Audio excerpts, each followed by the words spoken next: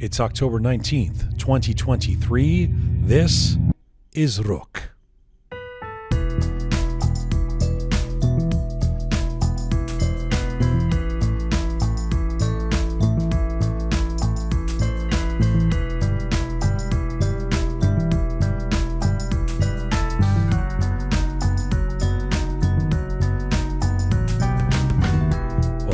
Welcome to episode 291 of Roqe. I'm Jian Ghomeshi. Hello to you from Toronto. Hello to you from Canada. Salam dostan aziz, durud bar shoma. Hope you are doing well wherever you are tuning in from around the world. This program is about talking to Iranians and non-Iranians and talking to you out there about being Iranian and building and understanding our evolving Iranian identity, especially outside of Iran. If somehow that all makes sense, yes. Then let me introduce Smart Pega. Hello, Pega. Hello. Smart Pega. Yes, SPG. SPG, Smart Pega Ganji. The same thing as Smart Pega Ganji, SPG. It's not a new name if I call her SPG. Are we more polarized than ever? Is the world more polarized? The world, I'm not sure why I said that. Is the world more polarized than it has ever been? That's my question and our theme today, and it's kind of a forlorn, it's sort of a sad, yearning question because it's not a happy thought at how balkanized, how polarized our world has become. Our guest today is a very appropriate guest for this question. Author and entrepreneur Milan Kordestani, a young guy who's written a book called I'm Just Saying, A Guide to Maintaining Civil Discourse in an Increasingly Divided World. He's going to join us from LA in just a little bit. I think the book should be I'm Just Saying. Yeah, that sounds a little better. maybe somehow that's correct, I guess. Culturally inappropriate to say I'm just saying is the way he's written it. I'm just saying a guide to maintaining civil discourse in an increasingly divided world. That's what he's talking about. I just finished reading the book, and I'm looking forward to talking to him about it and intersecting with this theme, this question for this episode. Is the world more polarized than it has ever been? Now, why ask this question at this moment? Well, let's recap the last week or two. First, it was the horrific terrorist atrocities carried out in Israel by clients of the Islamic Republic last week. That was incredibly heartbreaking to see. And for those of us fed up with the regime in Iran and its sponsorship of atrocities, incredibly maddening too. Right. And now, I don't know how anyone can assess what's happening in Gaza right now without feeling profound heartache for innocent Palestinians caught in the middle of all of this and being killed, many of whom have absolutely no fidelity to Hamas. But everyone knows that part and has made their feelings clear or whatever. Certainly, I feel what makes it all worse is seeing the deep polarization of our world, particularly in the digital space, where everyone seems to look at these events and assess them based on whatever is happening in their own echo chambers. So we know about this, right? We're in silos. We're in our own bubbles. We have our own group of cool friends, and our platforms increasingly feed us only what they are telling us. Affirmation over information. We take all of that and then we make our decisions about world events. Quick judgments. And and somewhere the truth lies in between the echo chambers. Right. And is there a place in the world that isn't polarized at this point? I'd love to find it if there is. It's just one aches for what's happening in Israel and what was happening in Gaza. And then one aches for people yelling at each other in social media or canceling each other, etc. And I will put this to Milan Kordestani, but I feel surely the internet, the digital age, social media have to carry a lot of the weight here for how we've become this polarized. It's not like we weren't polarized before. There were revolutions, there were wars, there was whatever. But that an entire planet of humans are all bickering at each other and taking different positions and staking their ground and believing they are right and true, and that the middle seems to be more and more evaporating as everybody runs into their echo chambers. That's new. And I mean, let me ask you this. Okay. For all the technology and AI and, reports we get from the front lines that get zapped into our pockets in an instant, right? Do you believe, Pegah Ganji, smart Here we Pegah go. Ganji, Okay. do you believe we are actually more informed? Do you believe we're actually more informed? We get a lot of information. Okay. Are we more informed of what is actually going on in the world than we were, say, 15 or 20 years ago, before we had everything pumped into our smartphones and through people that we follow on social media?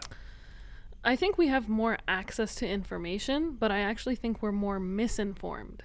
So although we have all these wonderful, advancements in technology, like you're saying, the social media and news getting straight to our phone and breaking news alerts and this and that, and having access to so much more, I think because of the fact that we're all within these echo chambers, as you described it, we're misinformed more. We don't readily access the other side, if you will. Right. So we're constantly just affirming our own biases and that of our own friends. Fed a diet of affirmation. We're being fed a diet of what we already believe in, and anything that steps outside of that, we get extremely upset at or shocked at. How could that person possibly take that position? Because we're so used to hearing from our crowd that all, and the script is written within seconds. There's any event that takes place, everybody takes their, everybody, I'm making generalizations here. We try to work against this. We try to be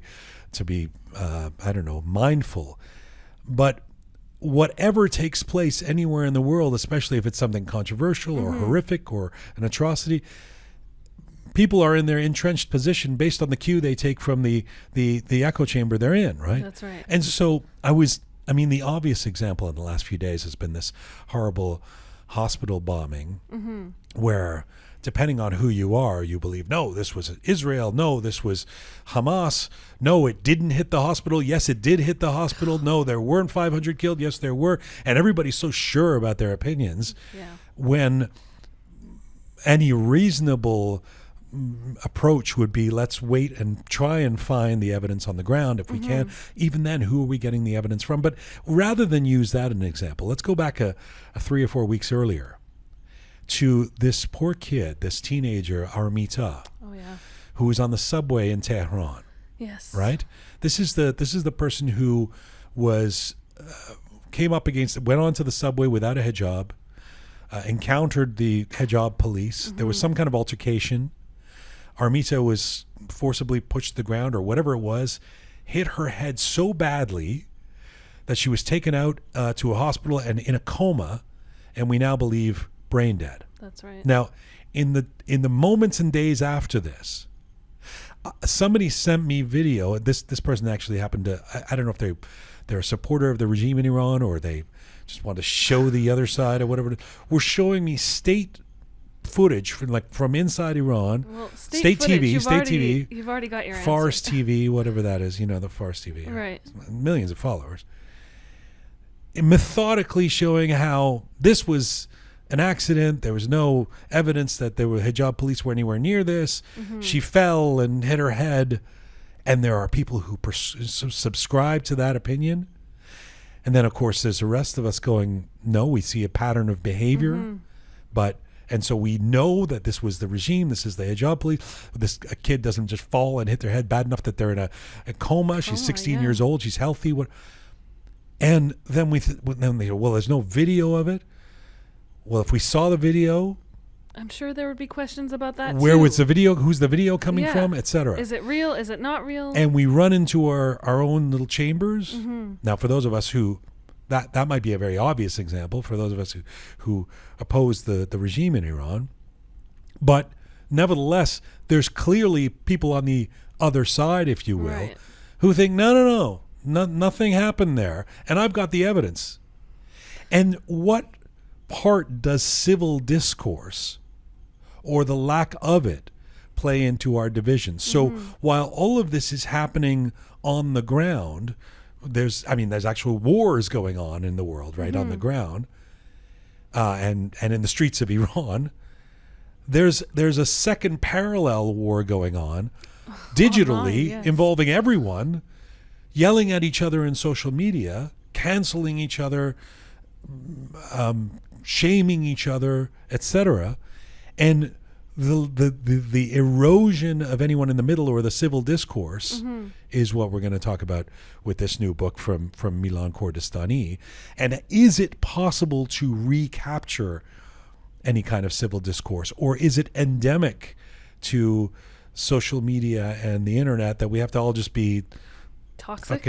Exactly, right? I mean, as you were just talking right now, I was thinking, I don't think there's anyone who's, online, if you will, who doesn't understand this. We all know, and yet we're sucked into this, and it's almost become more and more common and more accepted to even say that, oh, well, Right. that's just what it is with social media, But it really shouldn't Right. be. And so often the same person who's saying, oh my God, I hate the toxicity of social media. Cancel him. He said this joke, like what? It's how you grapple with all of that. Milan, by the way, 24 years old, this little prodigious, this prodigy who's he's founded various companies. He's an entrepreneur. He's written quite a bit. He's got two very famous Iranian parents, and he is making a name for himself. And good for him. I mean, one of the questions I want to ask him, and it won't be in a patronizing way, is, dude, where do you get the confidence? Yeah, You're in your early 20s to start telling everybody how we should act. But good for him. That's good right. for him. And I'm curious to see, these are not easy questions that I'm going to be putting to him. I mean, how do we get rid of negativity in the world? Go. Definitely not an easy question. But he wrote the book. Yeah. So let's see. So Milan Kordestani coming up. And the question, are we more polarized than ever?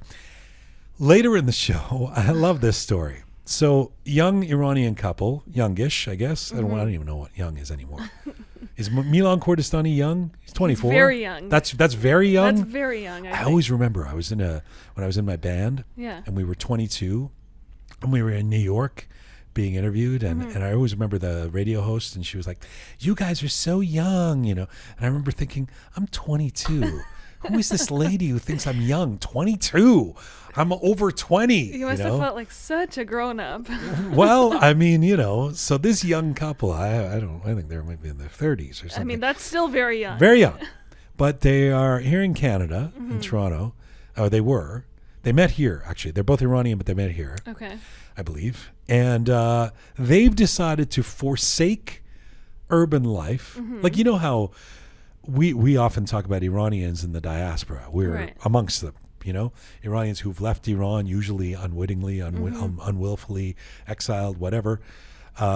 Most Iranians outside of Iran are living in urban centers. Not only that, but cherish urban modern technology, all of that. For sure. These guys, this young couple have gone back to the land. Wow. They believe in healthy rural living. Okay. And they have started a farm outside of Toronto, like about an hour or something from here, And it's a chicken farm. I can't wait to hear about this. They got the little chickens running around. That's amazing. I don't think they eat the chickens. Oh. No, they don't eat the chickens. They make because the chickens make eggs for them. Oh, okay. Yeah. So it's an egg farm. I don't know a lot about. I'm going to have to ask them about the chickens. But it's called the Kalyan Hobby Farm. And Kalyan is actually a place in Iran where one of the members of this couple, Farshid, used to go as a little boy. It was a farm that he had in Iran. So now he's started one here. I love this story. I love the story of the... I think they started following me, or I saw them online or something, because they become very popular in social media.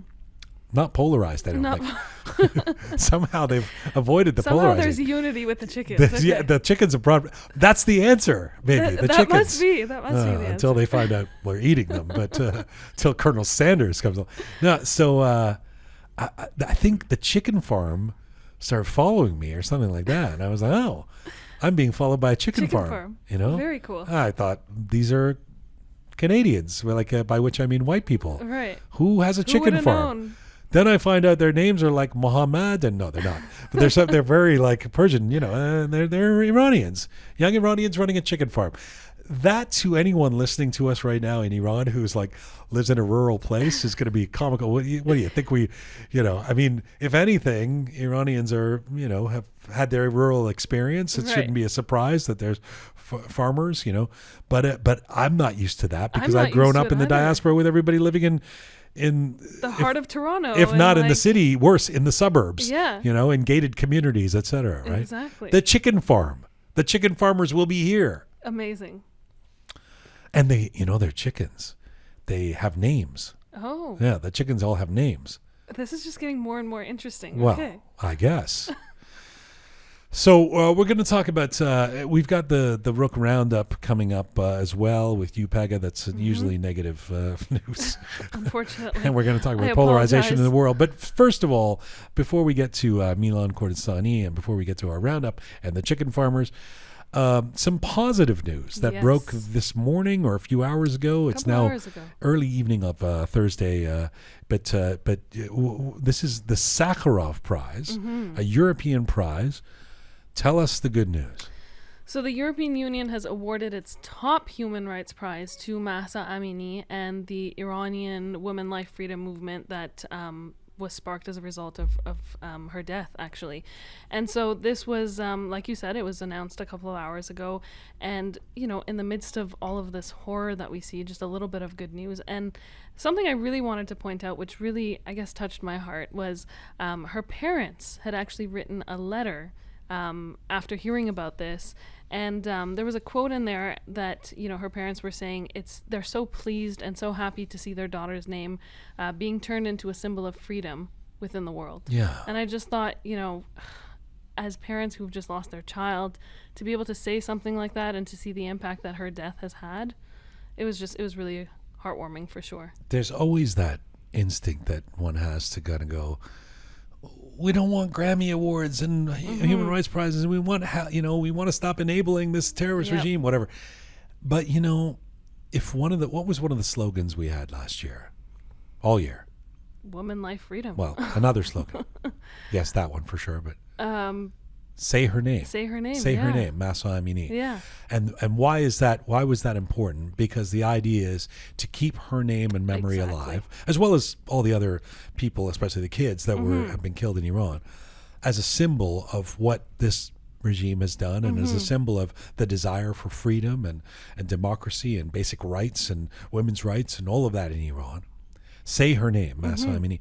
This prize helps that happen. Exactly. Enables that. And I think, we talked about this on our bonus podcast on Monday, and we were saying that, the fact is that even a prize like this, even though we think within the realm of, not another Grammy and whatever else, but, maybe there's one person out there who the last year has been living under a rock and hasn't heard the name Mahsa Amini, and this results in them going and looking it up and learning about what has happened. And I think the education piece is so important for anyone who isn't aware of what's happening and isn't aware of the nuances in Iran and isn't Iranian. Yeah. And for all the people who are kind of, next Monday, if we do, with a bonus podcast, if I do another roundtable, I want to talk about this increasing weirdness of being an Iranian who is trying to explain to people why I'm angry at Iran in terms of what's going on in the Middle East. A dear friend of mine, he's a Guyanese guy, and he was like, hey, Ghomeshi, calls me Ghomeshi, what's happening? What do you think of what's happening in the Middle East? And I said, yeah, I'm really angry at Iran. He was kind of like, what? What's Iran got to do with it? But there's like the Palestinians and the Israelis. What do you, and why are you angry? You're Iranian. Isn't that racist? We shouldn't be angry at Iran. Oh, God. And I hope that the Sakharov Prize for Mahsa Amini, like keeping the name alive, keeping the memory, I mean, it wasn't that long ago, and it continues, of the uprising, will help people put the pieces together that the Iranian people are not funding Hamas, and the Hezbollah. I mean, maybe some of them, but nobody that we know. Even simplifying it more and reiterating the fact that the Iranian people and the Islamic regime are not the same thing. I think that in and of itself is the biggest thing that we want to keep echoing. Yeah, which I figured people would know that by now, but I noticed Reza Pahlavi tweeting that today, that very thing. Yeah. So I figure he figured there was a reason to. So clearly people are blurring the lines again between Iranians. I mean, when you and have the a Iranian. friend say, "Isn't that racist?" He didn't say that. Right? He didn't actually say that. I added that. No, but he was very confused. He Yeah. was like, "Why are you talking about Iran? Well, I'm asking you what's wrong in the Middle Right. East." And so then I had to kind of explain. And then he kind of went, "Yeah, but didn't they say they weren't sure if Iran was involved?" And I'm like, "Hang on, take a seat. Yeah. Let me Let me explain tell how you." Iran is involved." And by the way, remember how angry we were at this regime? You know, it's all connected. But anyway, all right. So we'll get to more of the roundup of the news, but that's a positive. We got to count the positive stuff. Yes, we do. Sakharov Prize. Congratulations to Mahsa Amini and her family, and to Iranians who have been keeping her name alive.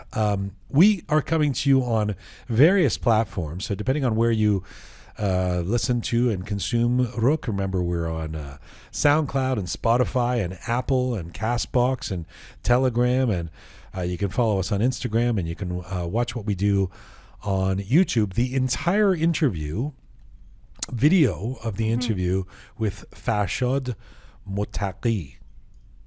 Am I saying his name right? Yes. Motaqi. I got nervous all of a sudden. He's such a nice man. I don't want to say his name Make wrong. sure we got his name The right. news Yes. anchor at Manoto. He was on our show last week. The entire interview now is on our YouTube channel. If you want to go there, it's Roqe Media. And remember to support what we do on this program, and we like it when you do. Thank you so much to those of you who are patrons. For a few bucks a month, it makes a difference to us. We know who you are. We appreciate it, and you get some extra programming. Go to our website, roqemedia.com, roqemedia.com, and press the Support Us button. It'll take you to the Patreon page. And it's very simple. It's very simple. Very easy to do.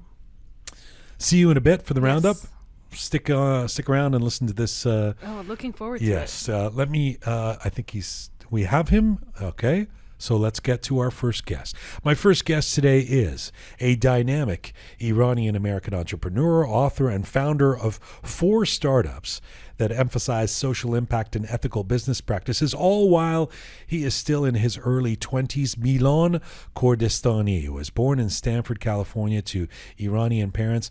He got his degree in environmental science from Colorado College and has written on different topics for numerous online publications, including Rolling Stone, The Huffington Post, Entrepreneur, and Forbes, to name just a few. He is a popular voice in the digital space on everything from AI to entrepreneurism, and he's also recently published his first book, I'm Just Saying, A Guide to Maintaining Civil Discourse in an Increasingly Divided World is the name of the book. And right now, Milan Kordestani joins me from Los Angeles, California. Hello, sir.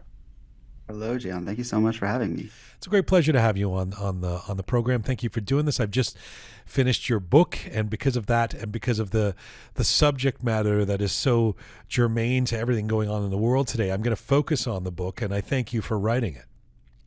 Thank you for taking the time to read it before getting on a podcast to speak about it. So I really appreciate it. It shocks me that anybody would interview you about your book without reading the book, but I do know that's the case as someone who's written books before. You go on interviews and somebody reads the back cover and does the interview.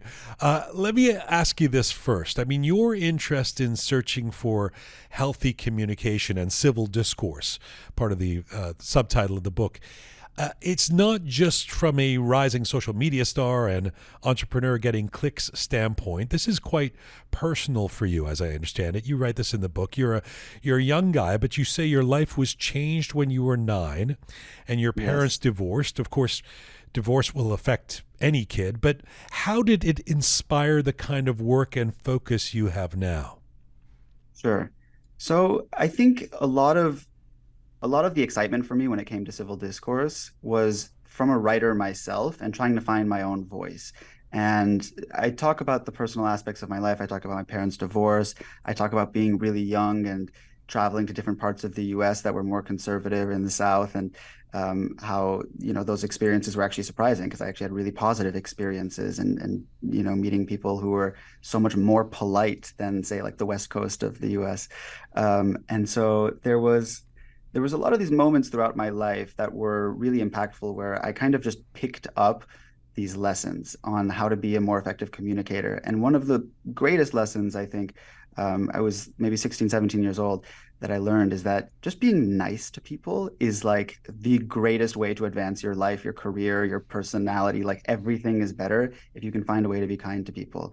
And but to actually be genuine in that, how you show up every day, it takes a lot of practice. It's an art. And so that's kind of how I came to fall in love with the being an effective communicator.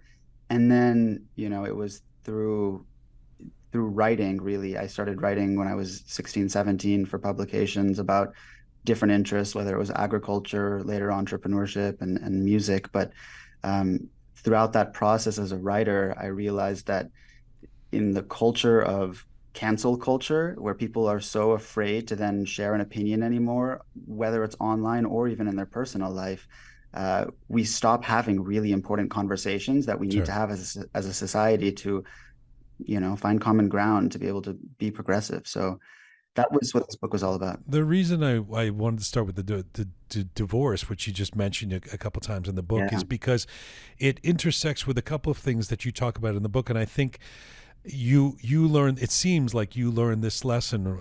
One might say the hard way through a divorce, but two of the things you talk about that came out of that, trying to understand what was going on with your parents, being hurt by it, etc., was Yeah. communication, and you later in the book talk about understanding and empathy.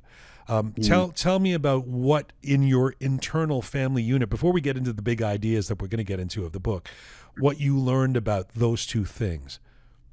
Sure. So, and divorce, of course, is like very common now, especially in the United States. So I think it's really, I share the stories in the book because I wanted people to be able to relate to that and to hear those stories and see how they can take those stories and say, look, I'm not going to use this to be depressed for a lifetime or use this as a traumatic experience that holds me back, but instead as something that teaches me lessons and value, and I can take that and make it a something of good, or taking the sourest lemons of life and making the best lemonade you can, to be a little cliche there. So specifically, some of the lessons, like when my stepmother, I had a really interesting relationship with her. Like when my parents got divorced and I had a new stepmother in my life, that relationship was really weird. And, my mother was hurting. And so she would say different things to me and my sister about her. And so it would create this like really challenging dynamic for a 9-year-old to go between houses and have to kind of keep up appearances. And so there was a lesson even in that, which was like, how do you be diplomatic between these two adults as a young person, and how do you kind of not get in trouble, not ruffle feathers, and kind of just like do that? And so that's a communicative tactic in and of itself. I think learning what to respond to, what not to respond to, when to formulate your own opinion around certain things versus just taking in other people's opinions. Not needing to respond to things super quickly when you don't know what's going on, because a lot of times when you're really young, you don't know what's going on. And sorry, I do know you're something of a prodigy, but were you actually thinking in those terms at the age of 9, or is this analysis you're doing retrospectively of how you learned to be diplomatic? Yeah, so I think it's retrospective for sure. I'm looking back and I'm able to see how some of those moments then translated to other moments in my life. Like I just did a lot of things really young, in addition to going through that experience somewhat young, or through the formative years, like, starting my first business and having to kind of like hide that from my parents because I wasn't supposed to be running a business while in school, and so like I share those stories in the book as well, but just in general, like being a young person going through things that you don't understand, you end up having to become a lot more wise, I think, at a younger age. And I don't think that's unique to me. Or you don't, and you succumb to it and become a bitter, angry person, I suppose. You've chosen That's accurate. But that's why I write books, or that's why I write content to inspire people. I mean, you don't just write books, but you don't lack for ambition. The impetus for your book, it does seem quite grand. I mean, in the foreword to the book, Abbas Milani says, let me quote him: Milan has set himself the Herculean but commendable task of saving and promoting the indispensable pillar of democracy. I mean, This this is big stuff. You're like Lincoln. Do you according to I must be Millennium, do you see your mission that way? Um, so in Lincoln being very political, being a president, I don't see it in that way. I see it more in a philosophical realm. Well, a lot of what I like to think of myself as is an ability to connect people to a better version of themselves or show themselves a mirror to who they could be. And I do that a lot by doing that to myself and putting that on camera. And, like just this mentality that we have to constantly adapt and be willing to change, and it's going to be awkward, and sometimes it's going to be weird and ugly and uncomfortable, but we have to push through that. And there's many people throughout time who talk about this, right? Like the Stoic philosophers are ones, and are people who talk about this, and so many others. But yeah, like when I think of, like, I'm someone who really strives for excellence. I grew up in the Silicon Valley where I saw a lot of incredible people change the world. And so and my parents as well.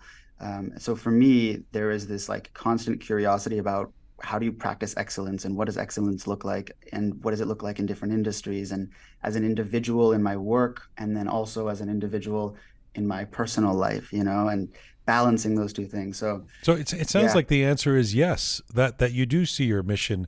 I mean, you are to save. Like, what would your elevator pitch be? If I said, "Give me the mission of this book in one line," what would it be? The mission of this book is to inspire people to strive for common ground above all else in conversation. Beautiful. It's okay. not to be right. It's not to, I mean, to add on to my one sentence, it's like, it's not to be right. You or only wrong. get one. The elevators, we reached the floor. We're leaving the elevator. Yeah, but it was good. Now, let me ask this, and I don't ask it at all in a patronizing way. In fact, I ask it in an inspired, I'm inspired by you. You are 24, and Yes. you are, I mean, which is younger than 25. You're 24. You are doling out career advice, ideas about how we should govern ourselves socially, even how entrepreneurs should stay positive in business. I mean, beyond the book, in terms of all the things that you put out there, you seem to have a captive audience. What has given you, or what gave you the confidence to think people would listen to you? Ooh, that's a great question. I think the first, yeah, that's a good question. What gave me the confidence?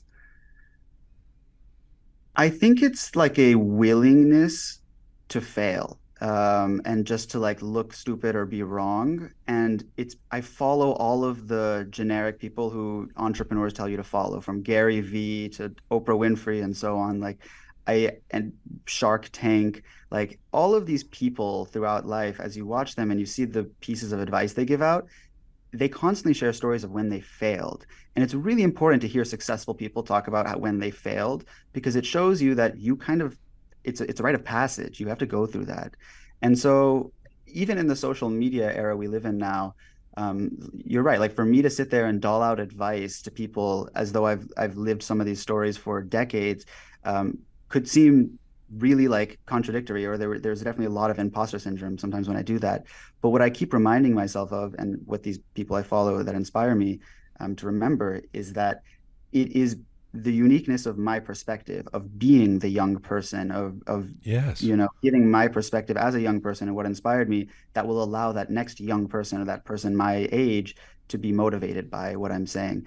Whereas they might hear it from someone else and it doesn't hit the right way. you are unquestionably a valuable voice, I think, especially because of you have a perspective that I don't have, because I'm not in my 20s anymore. So you have that perspective. I'm just curious about you, right? And I should say, and let me put the asterisks on it, that I don't at all get a sense of you. You're not cocky. It's not like we watch this and go, Jesus, this guy's so poru, but there is a confidence there.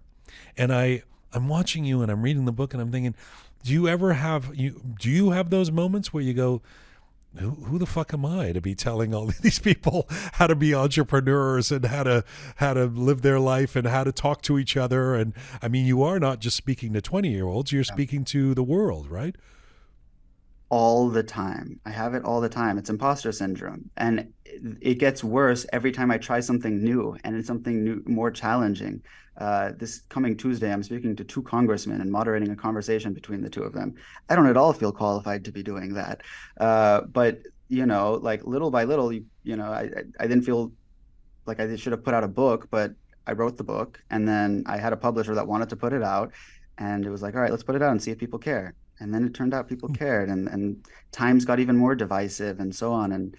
And so, I mean, every single one of these moments, I'm like, someone asked me the other day, do you get nervous at all? Like, are you still nervous for some things? I get nervous all the time, and quite often, but it's more so now, like, I've taught myself to recognize the imposter syndrome as like the kind of protector in my mind, and to like see it, like recognize it and just not let it be all consuming. And there's so many different practices in my life that I do to maintain the calm to be able to do that. Well, the fact that you persist is impressive and inspired, and good for you. I'm glad that you have some imposter syndrome that shows you're human beneath the Of course. prodigal robot that you seem to be, putting out all this stuff. So let me get to the book, and also the broader sort of conversation that I mentioned, that we've been earlier in the show, that the title of this program today is More Polarized than Ever. It's a question mark. It's a reference to how the world seems so divided. The subtitle of your book, I'm just saying, is Maintaining Civil Discourse in an Increasingly Divided World. It feels like that could not be more apt right now. The current and latest crisis in the Middle East, of course, the possibility of a new world war, seemingly particularly fueled by extreme rhetoric and division in social media. Do you believe we are all more divided than ever? I think that we are more divided than ever, but well, I actually don't think it's more divided than ever. I think about a year or two ago, we were really at a peak, and it's kind of this constant like peaks and valleys. But right now is a peak moment for sure. And what I think is starting to happen is people like me, whether it's putting out my content, putting out a book, and others, are starting to recognize that it's really problematic, and that we don't have to all be on this media cycle constantly riding with every single world problem that happens and feeling like we have to have a response to it. I have people send me text messages and group chats being like, who do we think caused this bombing, or what do we think happened here, and I respond being like, who are we to have the information for this? And even if we did, I don't know that we can do anything in this moment. Like, just be quiet and listen and see what the world is saying, and just kind of like take it in. You don't have to have an opinion on everything at every moment. And so I think the conversation is changing, and there's more focus on, you know, how dependent we are, or how much time we spend on social media just consuming content. But I do think it's a quite a divided time right now, especially as we head into another U.S. election. I think it's only going to get worse. And it's not just the U.S. I mean, it's, you see that kind of polarization everywhere in the world, Yes. in Iran, here in Canada, even. Let me zoom out. I mean, I'm someone who, the internet is undoubtedly something that has done, has created magical wonders, including Yeah. this whole program. I mean, what we do right now, it's all digital. It wouldn't exist 25 years ago, 30 years ago. You and I talking on Zoom and putting it out there and whatever. That said, I blame the internet. I mean, I think that we are worse off in terms of the dialogue, in terms of the discourse, today than we would have been 20 years ago. There's so much anger and so much loneliness in the world today. What is the role of the internet and social media? Because, or let me put it this way, to ask you the question: do you think the internet, I know it's a broad term, has helped or hurt civil discourse? Ooh, I thought you were going to say humanity, and I was like, oh, easy answer, net good. But I think civil discourse in particular, I think it has hurt. And the reason I say that is because while I think it's created more informed people, people don't know what to do with that information. They weren't taught what to do with that information. And so they regurgitate and reshare whatever they see online without fact checking, without ensuring accuracy, without forming a fully informed opinion, checking other sides of things. They unintentionally go down into echo chambers where they're fed the same types of information, not knowing that on that same platform, there was a world of the entire opposite opinion that exists, that you wouldn't be exposed to because they're trying to reinforce what you like and keep you on the platform. I think for civil discourse, it's not been good for humanity. When you say people are more informed, are they? Are we?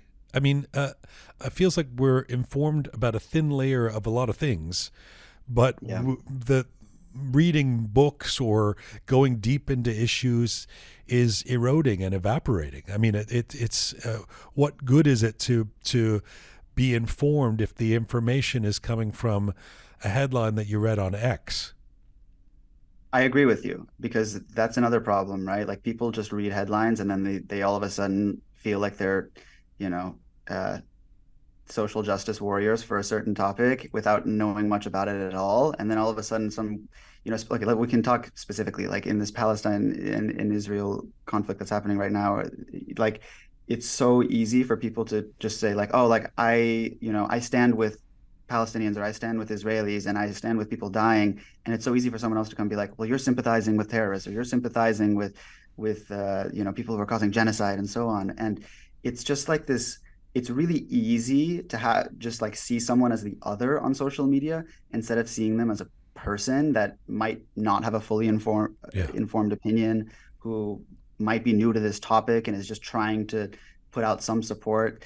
And so, intentions could be good at first, and then it just quickly, swings the other way. And then it erodes further when you take relationships that have been built over years, and in moments on social media, you can hit unfollow. I don't want to see this content anymore. I don't like their opinion on this. Yeah. And a relationship has just been really damaged. Yeah. And I don't think that's good for society. And yet you do believe that intention, your intention, our intention, anyone's intention to try and right the ship or change things can be important, can be powerful, can be effective. You say, let me quote you, civil discourse is within reach. Those who promote the idea that it is impossible are creating a self-fulfilling prophecy which reinforces negative discourse practices. Embrace the belief that it's not only possible but essential for meaningful conversations. Do you really think we can somehow manifest civil discourse by believing in it? Yes. So one of my favorite quotes is that democracy dies in darkness. When we don't actively believe in democracy and like fight for it, it does die. And civil discourse, like a lot of it is entangled with the news and what is like the fourth estate, right? And so when I think of democracy, I think that freedom of speech is incredibly important. So I do think that we can reach a point again when people actually prioritize civil discourse, because either we have to, we have to come together at some point, or which, unfortunately usually happens around wars. But I think that it's a requirement, I think, to uphold civil discourse because it upholds democracy. I hope you're right, because even a moment ago when you were talking about how you think this year there's people like you, there's other people out there who are trying to call this out and look for more reflection and more civil discourse, etc. Part of me was inside, of course, I would never do it in front of you, but rolling my eyes going, well, I mean, really? Like, it just seems to be we're on this track that is getting worse and worse. And now with the propagation of let's call it fake news on all sides and being created by AI and bots, and no one knows, was the hospital bombed? Wasn't it? Was it the parking lot? Who did it? I mean, all of that, and no one's taking the time to wait and find out. And even if we do, what do we know? What's the truth?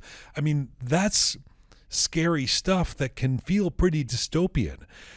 And yet your hope or belief that we can change things is something I would like to believe in. I think we have to. I mean, another one of my favorite quotes is that we have to act as if it's possible to radically transform the world, and we have to do it all the time. And that's the truth, I think, especially like when I talk about me and my why my opinion is unique as a 24-year-old, it's because it also comes with that mindset. I get the privilege of having imagining I'm going to have a long life and have all these different opportunities and doors to knock on to show up and try to change the world for the better. And if at this age I don't believe that's possible, what reason do I have to wake up every morning and get out of bed? You know, Right, so right. so really, it has to that optimism has to exist. That's why Especially for young that's why the people. Iranians love you. You see, what a pesar khubi hasti. You're giving us this hope and being proactive. Let me ask you about some of the basic rules you identify or suggest about how we can achieve some kind of civil discourse and have a positive and productive discourse. One of them that I really like is you talk about self-reflection. Yes. How do you practice it? How do you practice it? Ooh, so many ways. I set a lot of time early in the morning when no one else is awake for my own self-reflection. And specifically also, there's meditation, there's like there's like lots of different ways that I get in the right mindset and zone to be able to self-reflect. Some of the other ways are going to therapy and talking to a therapist. I have a coach a business coach that I work with to talk through things as well. So all of those moments are really important. Like if whether it's in a work capacity, why did this negotiation with someone that I'm working with go so poorly? How did it end up getting like tense and angry, and talking that through with another person out loud usually allows for your own self-reflection when you hear yourself kind of solve your own problems. The same is true in therapy. But so sorry, you had me at I when I first wake up in the morning. So, what Yes, do you? I mean, is it meditation or what do you do? You wake up and uh, and I you write. you write. I write. What do you write in the morning? So like 80% of what I write never sees the light of day. Because honestly, it's that same mentality. It's the imposter syndrome. I'm like, I don't need to have an opinion on this. No one needs to hear this. And sometimes it's true. It's not imposter syndrome. It's like, yeah, this is my opinion. I needed to write this to flesh it out and understand my own opinion and the nuances of it better. But it doesn't need to exist in the world permanently on the Right, but internet. if Shakespeare took that attitude, we'd never have the canon of impressive And of plays, right? course, there's that as well. Right. Yeah. So, there's a balance there, but that's what I do. I unpack thoughts, and sometimes they make it out, and sometimes they don't. I just wrote this really interesting article that was kind of like me playing around with the ideas of like what excellence looks like in the music industry. Like, what does greatness look like? Artists showing up on time and just ready to go, promoting their own work, not believing their own hype.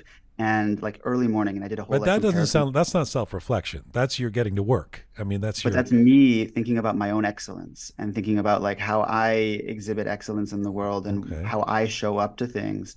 And so, that part of it is like that's everything I write starts with selfishly, it starts with me and what I think is important to say and what I'm learning in my own life. Because that's the only way I can actually have validity when someone asks, like, well, why did you need to have an opinion on this? It's like, well, because this is what saves me. This is what makes me, survive or happy or so on. Totally indulging my own curiosity. But is this like pre 8 a.m., Yes. pre coffee, breakfast, anything? I mean, how quickly do you go from getting out of the bed to writing? I get out of the bed, I go to the bathroom, maybe I'll take some vitamins, and then I will get back into bed and type. And I open my laptop from there and I keep all the blinds closed and I pretend it's darkness. The hour by this point is usually like 6 a.m. is when I'm doing Wow. this. And on a good day, it's earlier, but the good days are only possible if you go to bed earlier. So if I could, there's crazy nights I go to bed at 7:30 or 8:30 p.m. just so I could wake up in that like weird groggy state at 5:30 a.m.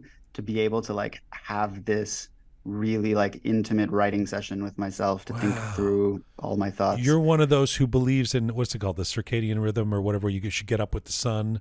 You should be, or you should get up earlier than the sun. I guess in your case. I'm less religious than that. I'm one of those people that believes in like 7 hours or plus of sleep a night and to do what it takes to make that happen. And so if you are going to bed late, you're probably going to have to wake up later. And I don't actually think that's good for you, but Are you in a relationship? right now I'm not. Do you But when ever I hope was, to it's be? so hard. Yes. No, I just was, and Hi, honey. I just This is going to go really well. I'm going to go to bed at 7 p.m. each night as a 24-year-old. Don't have any aspirations of me taking you anywhere.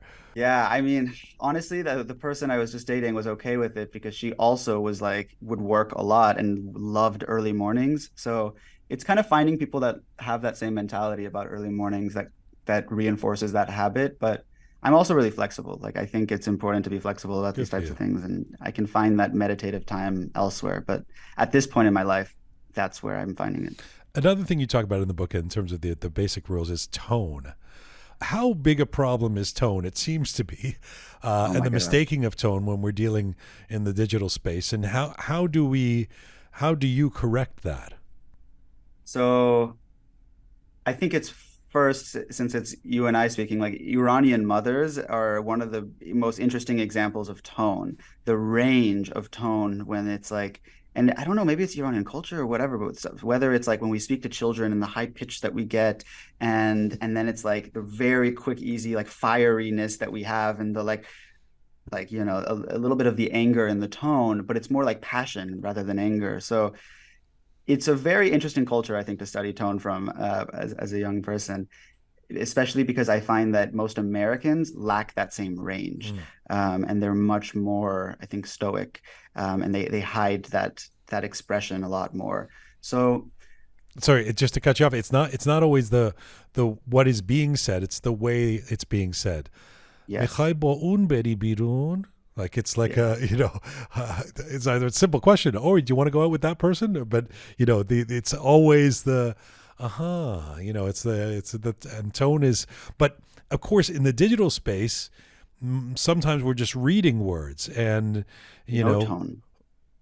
There's yeah, no tone. there's no It's tone. completely Yeah. gone. And so that's one of the big nuances that's missing in digital communication that causes so many other problems, Like your tone could be inquisitive and curious, and someone sees it as, you know, uh, satirical or like you're trying to make a joke. And that makes all the difference in the world. So do you have a particular? I mean, what do you use emojis or how do you modify tone to make sure that somebody doesn't take you the wrong way?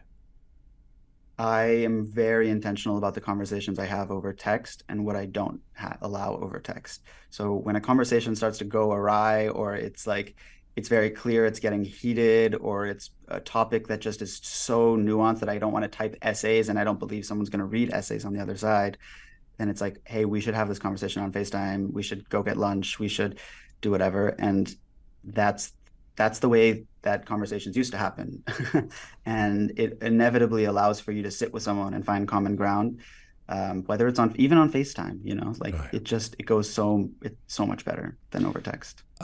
Let me ask you now about that. That's brilliant. I think that's actually I really actually mean the word brilliant. That's a brilliant thing what you just said in terms of taking the pause and going, let's meet and talk about this because we've all gone down the rabbit hole texting and or whatever and it starts to you know it's like a snowball after a while if you're because the tone is even actually in that moment sometimes I've looked back and gone in my moments of self reflection at 5 a.m. with my laptop on my I'm sorry I don't do that. I get up and drink coffee and take my dog out and go work out, unfortunately. Although I do like writing in the morning. I'm with you on that, but maybe not at 5 a.m. Um, but so often we don't pause and think, why don't I just pick up the phone and talk to this person or set up a meeting or something like that so that this doesn't Right.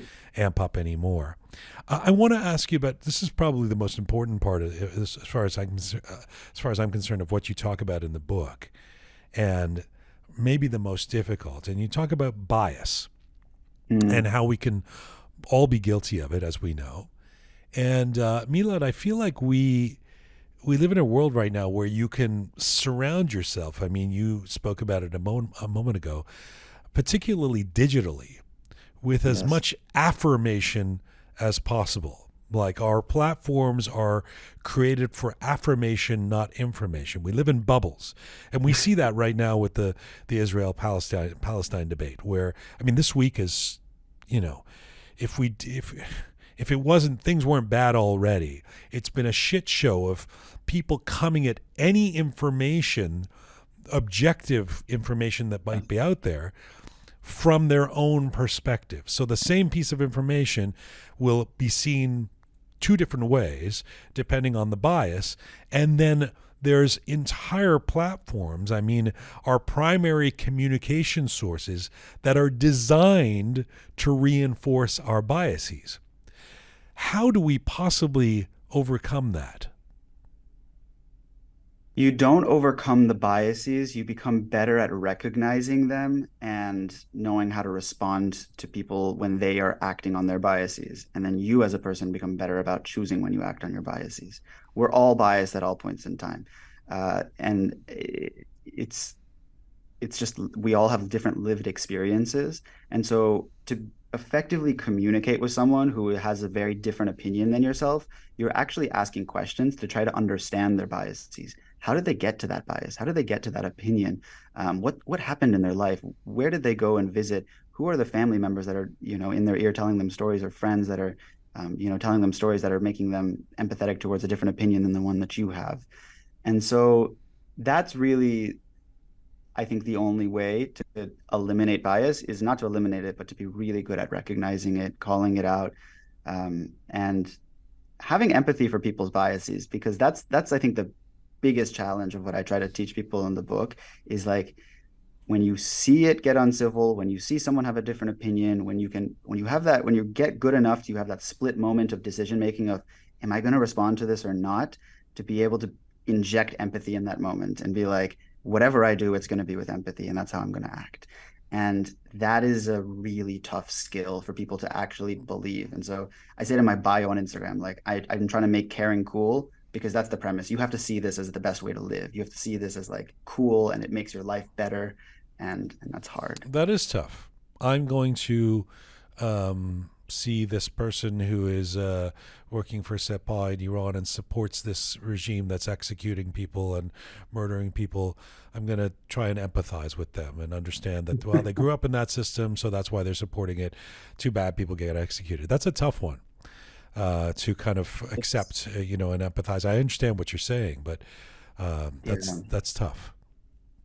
Okay, I'll give you the most generic version of it that I think, as an entrepreneur, that Gary Vee likes to teach, which is, you're going to get hate for whatever you do. You're going to make a company, you're going to build a brand, you're going to put content out. Anything you do is going to generate some hate, because it's people looking at you and you're exceeding, like, what they thought you would be, or, the box they had put you in, and you make them uncomfortable. And so he teaches, like, you have to have empathy for these people. Like, how sad and miserable must you be in your own life that you're sitting there and you want to come and spew hate on me trying something new, or me trying to grow. And that's exactly what I think when I see these people in Iran who are oppressors, or anywhere in the world that are oppressors, is like, I have to think the only way to have empathy for some of these people is to think, you are so broken and so miserable in your own life that you want to bring other people down to that level. And all I believe that we can do is not try to meet that with violence and aggressiveness and hope that that's going to break through to people, because it doesn't, in my opinion. Like, historically, I don't think it works. But instead to be like, hey, there's a chance that you can still switch to the good side, and I can show you the light if you so choose. Now, in Iran, I actually think when it comes to this regime, it's too far gone. I think it's at a point of, like, it's hard to both sides, that one. Yeah. It's hard to both sides, that one. Yeah. But when we talk about how, the question of, are we more polarized than ever? Sometimes I think, to a certain extent, we're going to need to go out of our way to hear other perspectives, right? Because part of the challenge of the civil discourse is going to be, we're going to hear somebody saying something, and we see this all the time. We've seen it this week, where somebody's shocked at somebody else's opinion. And it's because they're not generally exposed to it. Because currently on my Instagram feed, I mean, you would know this stuff better than I, working in AI and technology and these platforms, but my Instagram feed has taught itself to feed me the things that to affirm what I already like and believe in. So I'm less likely, this is not an objective platform, I'm less likely to see things that I disagree with, opinions, ideas, issues that I don't like and disagree with. So when I do see one, suddenly on the street, I go, where did these people come from? How is this, and I'm shocked.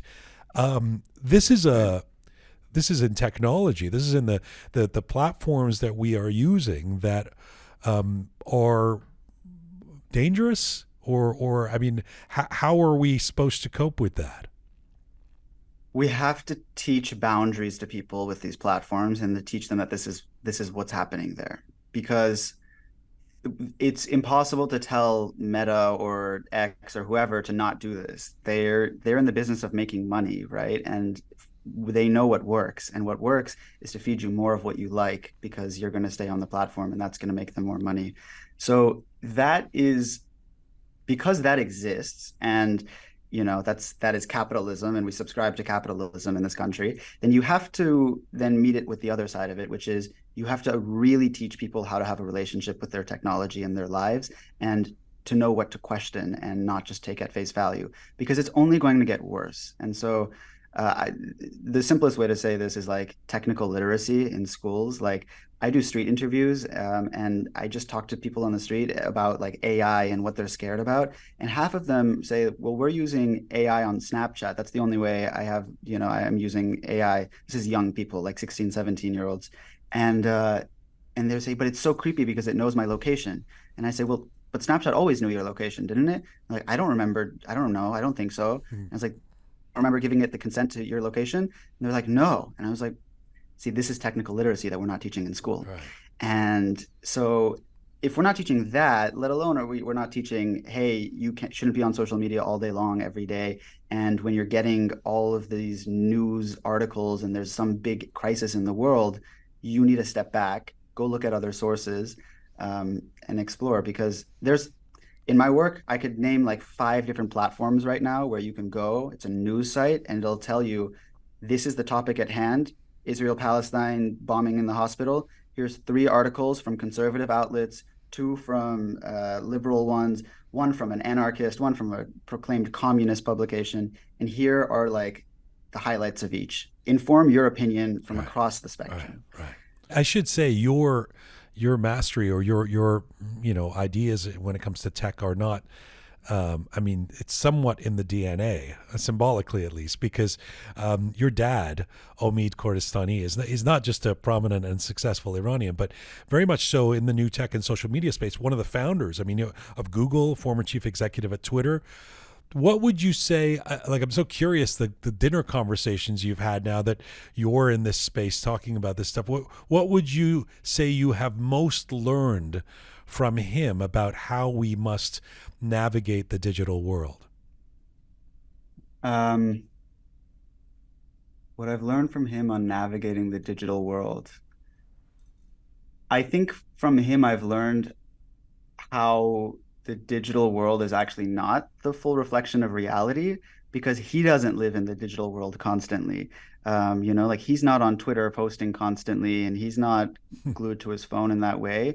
And the people that he works with aren't either. They create this tech and they use it and they see value in it. But they all have better relationships with it as the creators of this tech. And they know what to question and to say, all right, like, I just Googled this information, but this is the internet, like anyone could have put this. And so let me check other sources and not having a public opinion. And so you see that even from like the founders of Google, Larry and Sergey, they're not on social media. They're not talking on every issue. They're not, So influencers in the modern way. So interesting. And so many of the others aren't. And so as the creators of it, they have way better relationships to the tech than the consumers do. Is he, when you have these AI founders, et cetera, who have, I can't remember what it's called. They've put out this new manifesto or something saying things are going too fast. Be careful. We're issuing a warning. Does your dad, does he sort of feel that way about social media, that things have accelerated to a point where it's going places where it was not intended? I don't have his opinion on that. I think, yeah, I don't know that I have his opinion on it moving too fast. All I can say is from me watching his usage of it, his relationship with it is uh, it's very much closer to like a boomer than it is to Gen Z or a millennial or Gen Xer. Like, he's very private on social media, and I think, and even with my younger siblings, he posts even less content and wanting to ensure that they have their own choices that they can make and privacy choices. So, I think watching his actions, he's just much more intentional with it and kind of maybe understands that tech innovates very quickly, and for consumers to catch up and for regulation to catch up, and all of the mental health issues that causes in the transition is kind of just a byproduct of innovation. It's messy sometimes. What do your parents think of your book? What do they say? Besides, way to go, So my mom read the book and she loved it. My dad is not a big reader. I don't think he's read my book, unfortunately. But he watches some of my content online, and he's always just like very surprised. He's just like, wow, like I just one day you turned into Tony Robbins. It's crazy, and he's proud, and he exudes that. But it's yeah, Can his you not appeal to him to read the book? I did, Yeah, but I think I don't know, I think that for him, like he asks me a lot of questions. I talk about it a lot. And I don't know, there's some darkness to the book, like for I think a parent to go and read through yeah. like the almost like the diary of your kid is a little bit intense. So there's a part of me that thinks that's his hesitance. Your most of your content, I think all of your content, is in English, right? You don't do content in Persian necessarily, and yet you have a big Iranian following. You're an Yeah. American kid. You're born in the Bay Area. Your parents are both Iranians and prominent ones, of course. How Iranian do you feel in terms of your self identity? Very Iranian, is the truth, because there's so many different moments and I talk about a lot of them in the book, but like Farsi was my first language. I went to Mahd Kudak in Iran for like 3 months out of the year, like multiple years of my you know adolescent life, and my community was always strongly Iranian.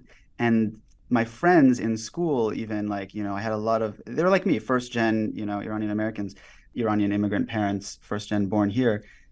I had a lot of them in school, and those were who I tended to be closer with and closer to my cousins.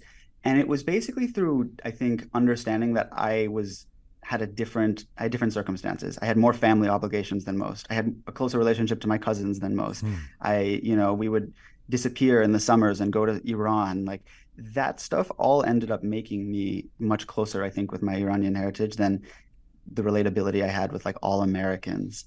Um, and down to the food I would bring to school as a kid, and having a unibrow and so on. Like it was just different upbringing and circumstances that made me really resonate with that with And do you Iranian feel culture. a responsibility to Iranians? You did an interview, well, you were the interviewer with Max Amini, and you asked if he feels a quote unquote moral obligation to representing Iranians as an Iranian American comedian. Let me put that question to you.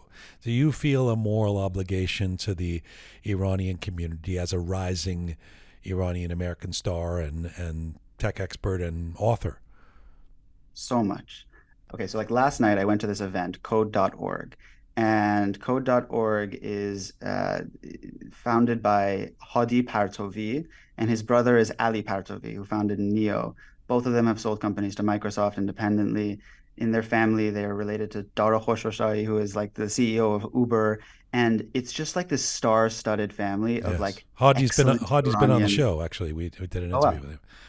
Well, that's awesome. Yeah. And like, but I look at them and I'm like, this is excellence. Like the story that they have of we came from Iran, we learned from a textbook how to code on a computer that had Yeah. no software on it, and we found freedom through that and built a life and so on. And my parents to an extent having a very similar story of that. And so I think yes, like there is an obligation to pursue what I believe is like excellence, like being an inspiration for the next generation of Iranian Americans, and to an extent showing that we are great people in society that are doing amazing things, and so much of us are being held hostage in Iran by a government. Imagine what Iran could be, what the population of there could achieve, let alone just a few of us who are lucky to be parents who got out of there, or us to be raised here, and and what we do. So Yeah. yeah, there's some obligation, there's some moral obligation for sure. It's such a great pleasure to talk to you. I know I can't keep you forever. Let me ask you a couple more questions before I let you go. One thing that you talk about a fair bit, and you talk about it in the book, but you've done some posts in your social media and your videos about it. You talk about something you call the loneliness epidemic Mhm. that we have these days. And I think people at this point have heard about how our obsession with our smartphones or the way the world is constructed these days has led to a great deal of anxiety, stress, depression in kids, loneliness. Um, are you ever lonely? Yes, there's definitely moments where I feel lonely. Uh, Especially, I think one of the easiest ones is like when I travel for work. It's like one of the more lonelier times. But I think, and then after a relationship ends, as a young person, like you end up when the pendulum swings back to like, oh wow, now I'm alone in my room again. I have those moments.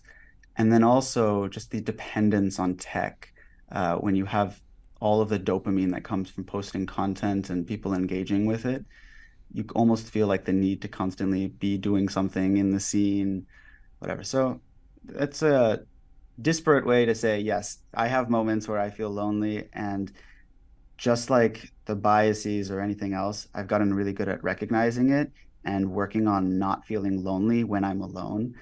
Because sometimes I really love it. Like that self-reflection period Mm. and that's you only get that when you're alone. And so you have to find the things that are really you enjoy to do when you're alone to feel, I think, feel a little less alone. But yeah, the loneliness epidemic is going to increase. It was exacerbated by COVID, but technology plays a big part in it. Let me end off where we started and talk about confidence and being able to forge forward in a positive way. As an entrepreneur, you talk about the liabilities of what you call the negative feedback loop. Mm. That is, you're building something from scratch, but it can be attacked by those telling you the idea is bad, or criticizing your business, or launching personal attacks. We get that a lot. What is your prescription for overcoming the negative feedback loop? You say we've got to learn how to stay positive. How do you do that? So this goes back to a little bit of like the Stoic philosophy that I love and talk even about in the book. uh, I really believe offense is something you choose to take. Someone could say really hurtful, negative words to you, but they really are words. And so it could be rooted in, and it always is, it's rooted in their biases, it's rooted in their lack of understanding, their lack of empathy, whatever it is.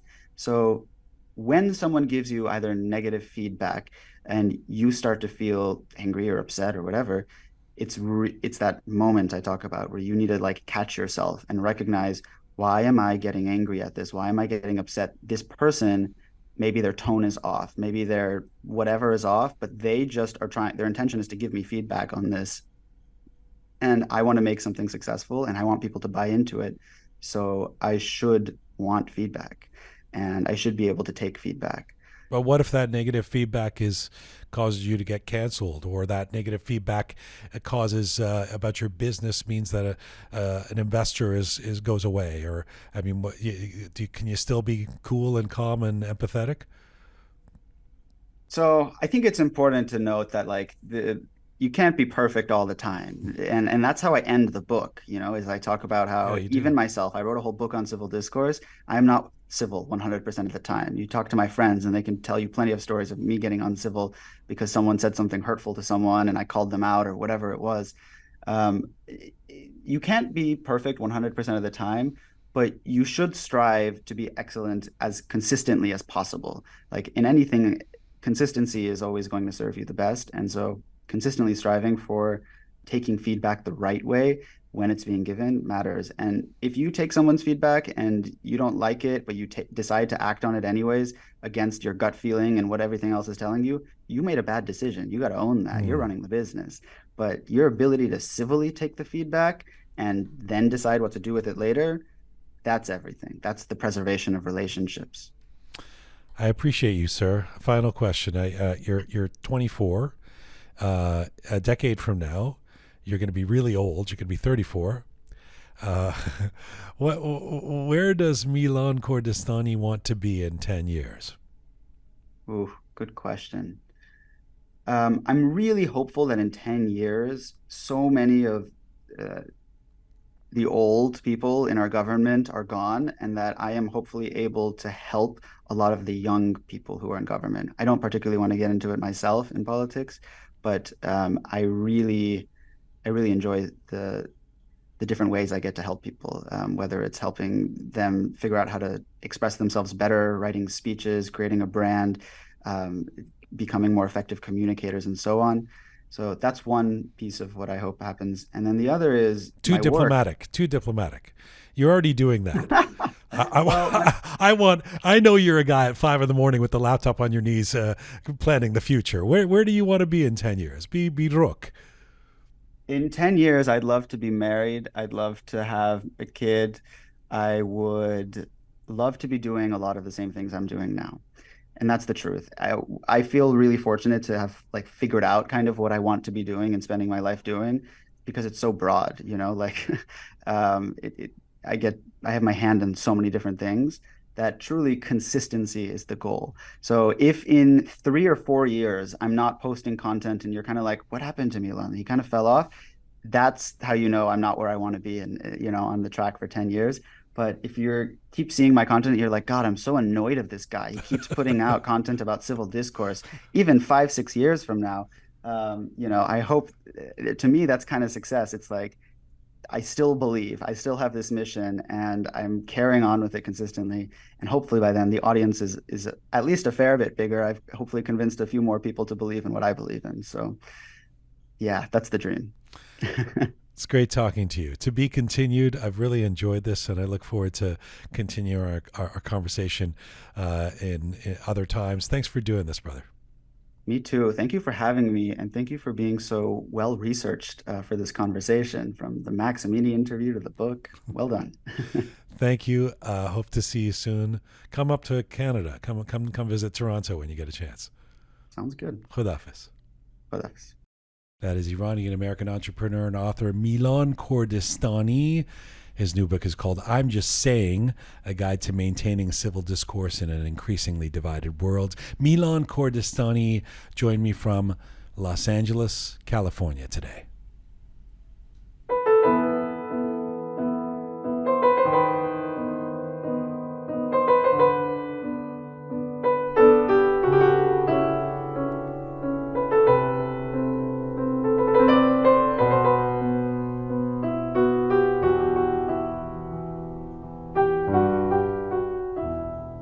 This is Roqe episode 291, more polarized than ever.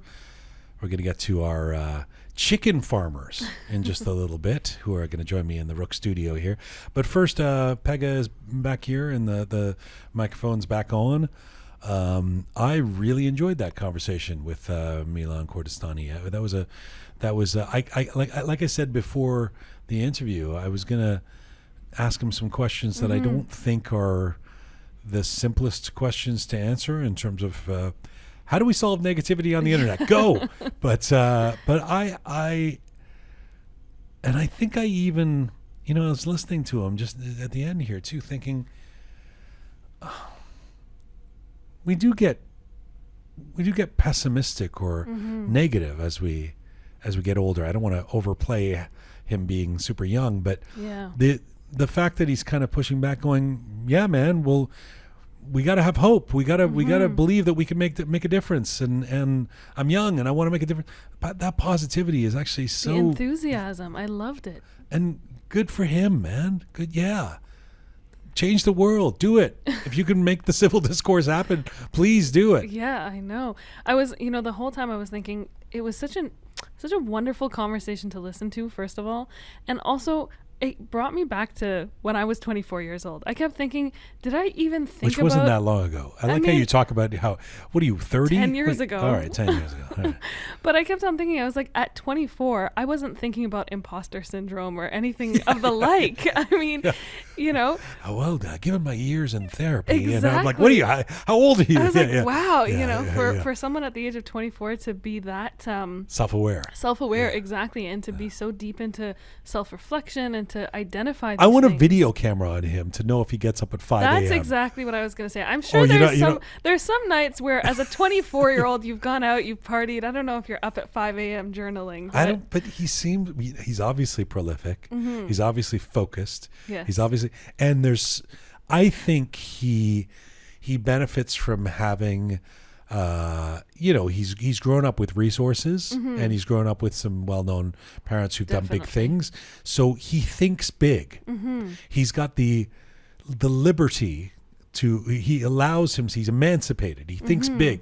I can do that, which even for all as he said, imposter syndrome and his self-criticism, there are, for the most part, I mean, from young people growing up don't necessarily think big. It's even older folks don't think big. It's a tough thing to do, to go, I'm going to change things. I'm going to build the biggest, and I like that he's not even enamored of politics. He wants to, he sees how influential you can be without going there.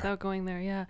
He mentioned something that really, really stuck with me. And I think it was when he was talking about cancel culture, he was saying that it actually limits communication, which I thought which I was like, that's genius. I mean, it's so simple, but everyone's afraid to say things. Exactly. Hearing him say that, I was like, you know what? It's so true. It's like we're these two extremes. Either there's people who are so afraid because of cancel culture, or there's people who are so out there and just, as we've said, at the top of the show, that they're just echoing things that they don't necessarily even know about. Yeah, but that's not inconsistent with cancel culture, because they're echoing things in an effort to be part of their tribe, so they don't get canceled. Yeah. Sometimes. But the other thing that, in terms of the thinking big element, I really enjoyed hearing about his dad's. I said, what did you learn from your dad? Which he thought about it for a little bit there. There's that pause. The idea that his dad, it's one of the co-founders of Google, right? That's right. And the former chairman or whatever of Twitter for 5 years, does not believe Google and Twitter are the real world. How often do we hear that the people, he said, that because his dad has been on the inside, he knows that everything you see on Google isn't the gospel truth, or that you have to be wary of Twitter or whatever, it's the same. It reminds me, as I said in the interview, of these people who are at the forefront of AI right now, going, hang on, it's incredibly valuable, and the idea that his dad isn't even on social media. I know. I took a moment when I heard that. I was like, oh.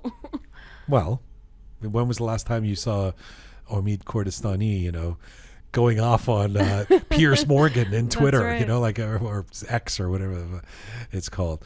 Anyway, grateful to Milan Kordestani for coming on the show. Look forward to seeing more of what he does in the coming years. I like to at the end, I said something like, in 10 years, you're going to be really old, 34. And he didn't, I'm being sarcastic, obviously. Didn't smile or laugh. He was like, yeah, actually I will be. That's old. I was like, oh boy. Yeah, I'm going to not comment on that one. We don't have a lot of time for the roundup today, and I want to get to our farmers are here, and they're going to come into the studio in a moment. So I think you have one item that you really want to talk about for the Roqe Roundup. Let's get to that, and we can do the rest on Monday. Yeah, I just quickly wanted to talk about Darush Mehrjui's funeral. We saw some viral videos coming out of the funeral and the proceedings, and it was just, again, this is something that we've talked about so many times, but you see Iranians taking any opportunity they can to voice their discontent. And so at the funeral, there was... 2 steps back. Darush Mehrjui, as we talked about on Monday, iconic filmmaker, yes, who in an octogenarian, was in his early 80s, was murdered along with his wife. That's right. In Iran, in Karaj, stabbed to death. Grotesquely. And we don't... And still no answers. Still no answers. A lot of theories. A lot of theories, but still no concrete answers as to what happened.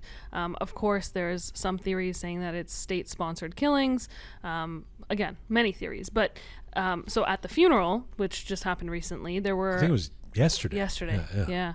There were a couple of things. One was the fact that, there was a mass of people who showed up to show their support for this incredible filmmaker. And while being there, they started chanting slogans against the regime and echoing the woman life freedom movement. That was one thing I wanted to mention. The other thing that I really wanted to highlight is that their daughter, Mona, actually attended the funeral without a headscarf. And I thought, to be, again, and it goes back to what we've said about that generation of young Iranians and, just them being fearless and in the midst of, I can't imagine what she's going through, but to think that, I have this platform, I'm still going to stand by this. Forgive me for this probably really stupid question, but is that a big deal? Yes, of course. To attend the funeral without a headscarf? Oh, absolutely. Because we hear that there's young women in Iran not wearing the headscarf. Yes, but I mean, think about the context. This is a high-profile funeral. There's already some theories about, whether they were killed. It was state-sponsored. It wasn't. Her father in the last couple of years had become very vocal. There's all of these different things floating around, and she decides to show up there, give a speech, might I add, without a headscarf. Wow. So incredible. Yeah, I think we talked about Darush Mehrjui on Monday. At some point, we have to do a proper look at his legacy and his life. I've seen some of that, yes. But it would also be nice to know what is going on. I mean, those theories that this is part of a pattern meted out by the regime or whatever, there's reason for those theories, because why are filmmakers suddenly being murdered in Iran, right? And when they talk about the chain murders, the effort to go after intellectuals, etc., in the early part of the Islamic Republic's years, this harkens back to that in a macabre way. Definitely. And I mean, again, it goes back to your essay about this, there's no mystery. That's what this brings me back to. I mean, yes, they're theories, but for any Iranian at the very least, again, there's no mystery with this either. That essay was only from 3 weeks ago. Yes. Available now on Roqe platforms. Pega, thank you. Thank you. Please make way for the chicken farmers that are coming excited. in. Let's get Bahar and Farshid in here.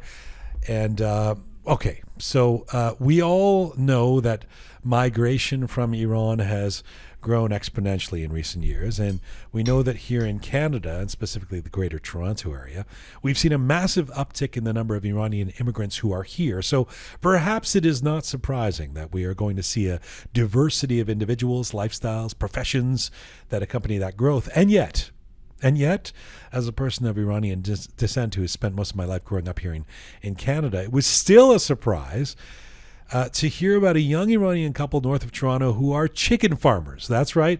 Bahar Bahardori and Farshid Aryan run the Kalian Hobby Farm, which is about 45 minutes north of Toronto, but don't worry, they are typically educated professionals with engineering backgrounds as well. It's a great pleasure to welcome Bahar and Farshid from the Kalian Hobby Farm to our Roqe studio. Hello, you two. Hi, thank you very much for having us. سلام ممنون که ما رو دعوت کردین. Nice to have you both here. Am I the only person who is surprised to find a young, accomplished Iranian couple who've decided to become farmers in Ontario? No, honestly, that's the same feedback that we get normally once people know we are Iranian behind this hobby farm. The feedback from other Iranians or from... Yes, well, normally they don't know we are Iranian till we get in a conversation with them when they request to come for a visit or have questions about the chickens. Yeah. And normally, like through just looking at the names, we can see they're Iranian and start having a conversation in Farsi. Oh, guys, you are Iranian. And what do they say? what's their reaction? خب خیلی واسهشون جالب بود زمانی که بهشون میگفتیم مثلا ما ایرانی هستیم. مثلا میگفتن شما آهنگ ایرانی گذاشته بودیم یا That's true. مثلا اون روز دیزی گذاشته بودیم توی چی دیزی رو میبینن و خیلی سورپرایز میشن و بعد آره خیلی واسهشون جالبه. I wasn't going to ask this, but it occurred to me as I'm listening to you two and this bilingual conversation. Do we speak to the chickens in Persian or in English? Both. Yeah. And what do they react best to? Persian. No, that's so true. So we start. Bia. Yeah, Bodo, we do say bodo. bodo bodo bodo.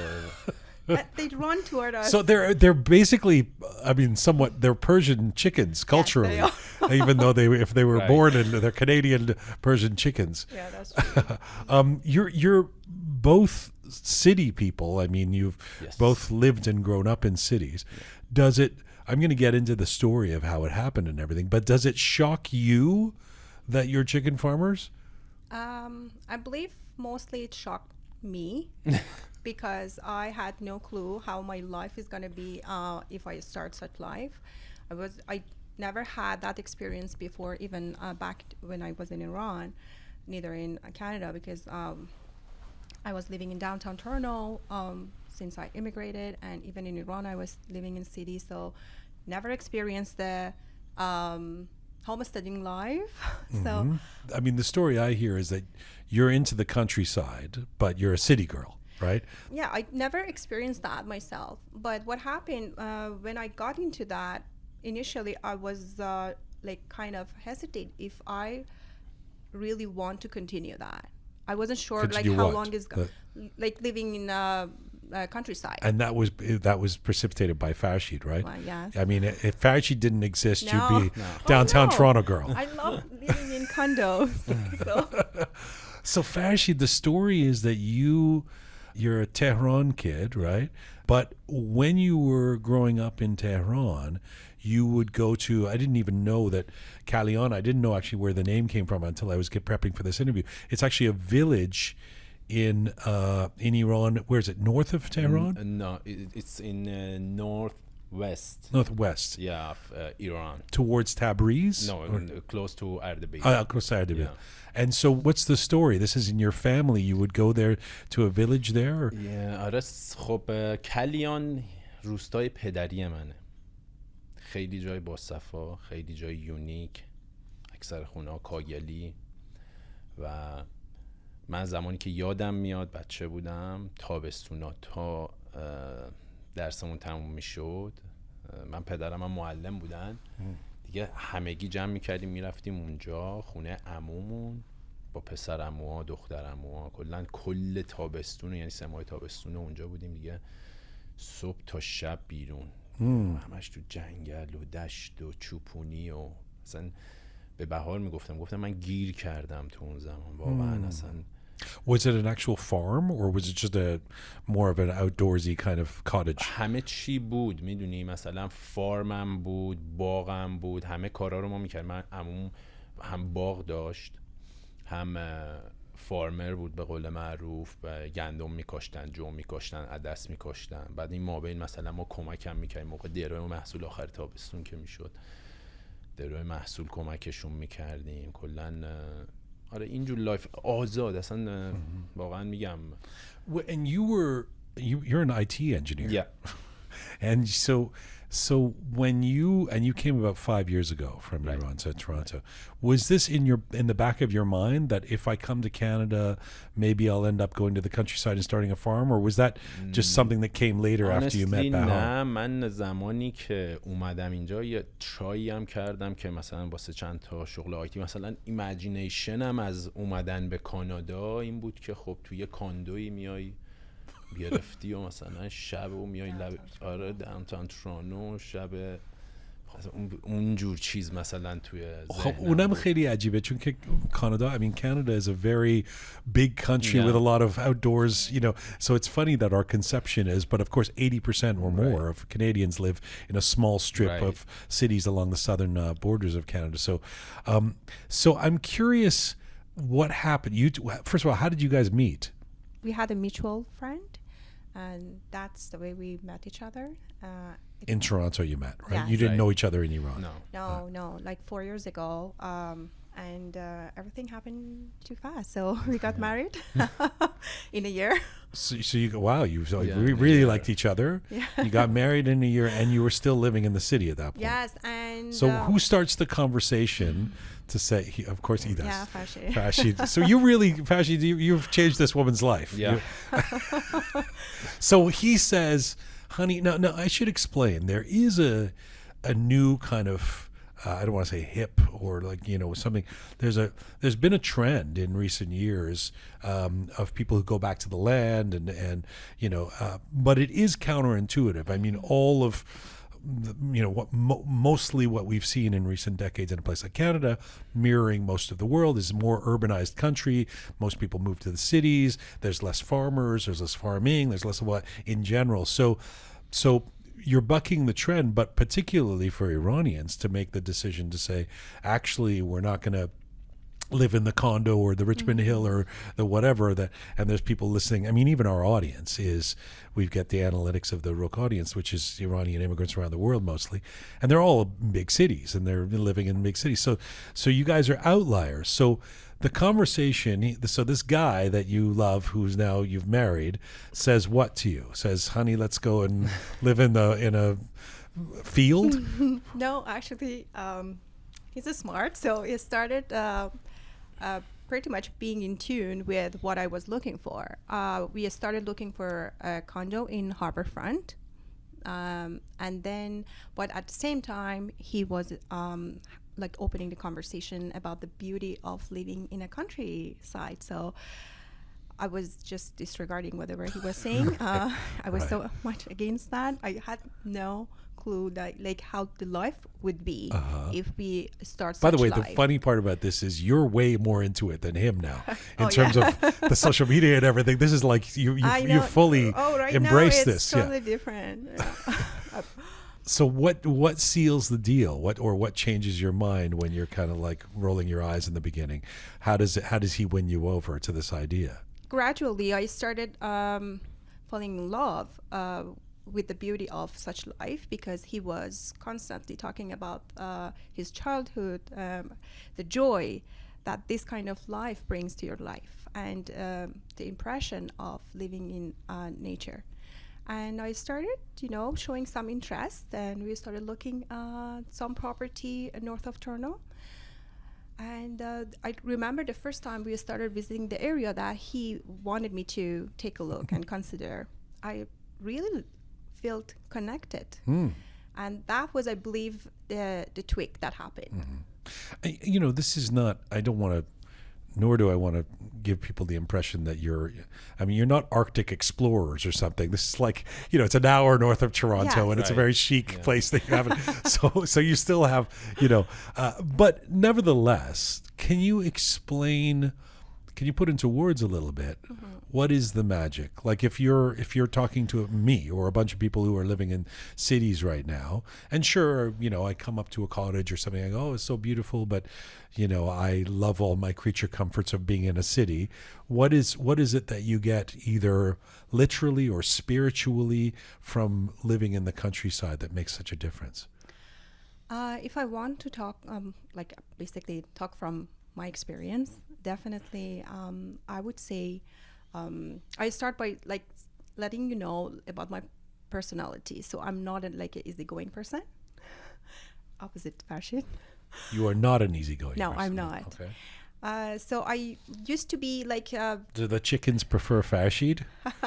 Because he's more easygoing? No, well, right now I'm different compared to 3 years ago. Okay. Yes. This but changed you. The yes. chickens have changed you. Yeah. Oh, yes. These live chickens, of course, chicken troppy.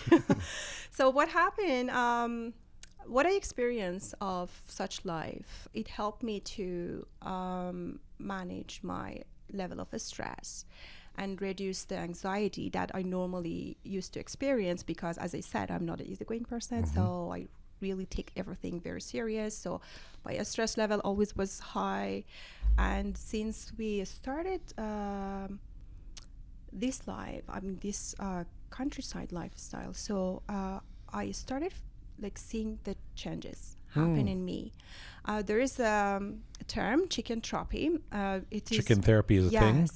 Well, apparently it is not something that, I don't know. It's not in the medical journals? Yeah, well, yes, obviously.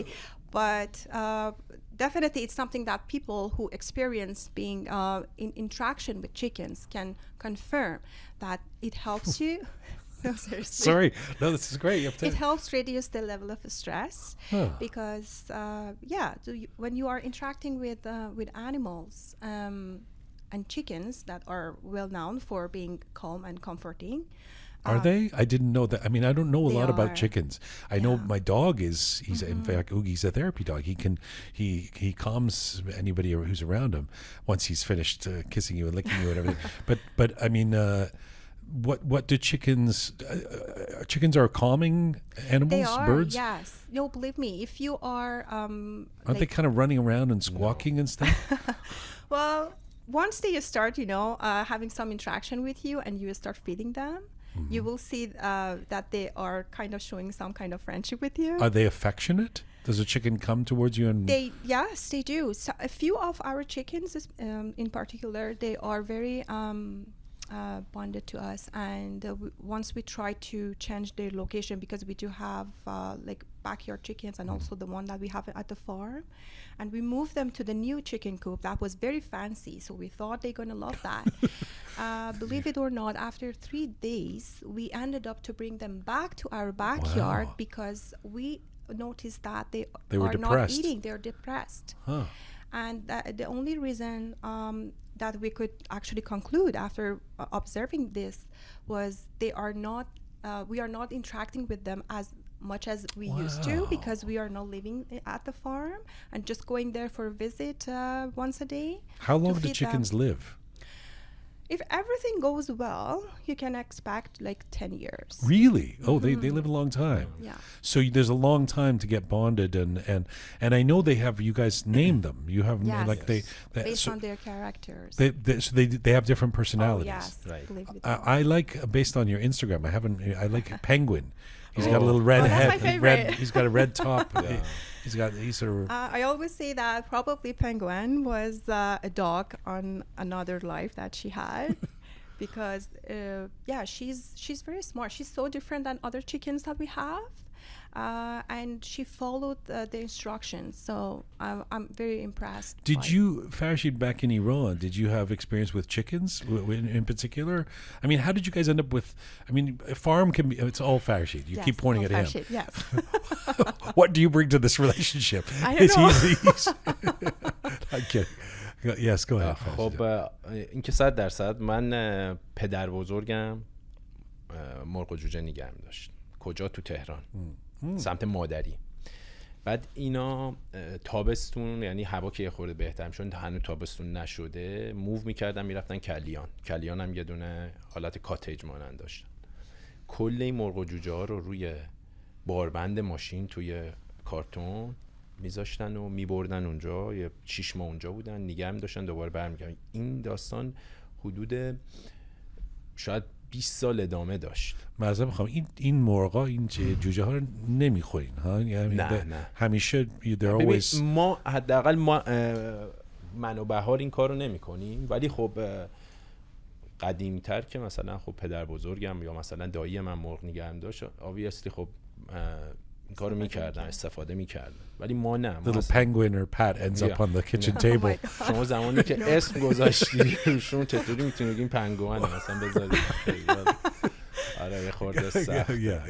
ما تجربه مرغ و جوجه از اونجا بود و نمیدونم حالات شما چون تو ایران نبودین شاید خاطره خیلی نداشته باشین. میومدن نمکی میومد که نمکی چیه؟ میگفت نمکی، نون خشکی میومد، نون خشکا رو جمع میکرد، یا مثلا پلاستیکو نمیدونم دمپای پاره و اینا داشتی ازتون میگرفت، بعد در ازاش به شما یه چیزایی میداد. مثلا شما کلی پلاستیک پاره بهش میدادی، شاید مثلا یه دونه ظرف پلاستیکی بده، یا بعضی وقتا جوجه می آورد.